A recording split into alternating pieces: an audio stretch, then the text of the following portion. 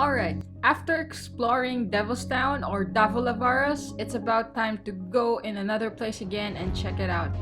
So this time we'll be going to Niš City. It's actually the city we passed by before we went to Kuršumlija, but before that, let me eat something before hopping on that bus.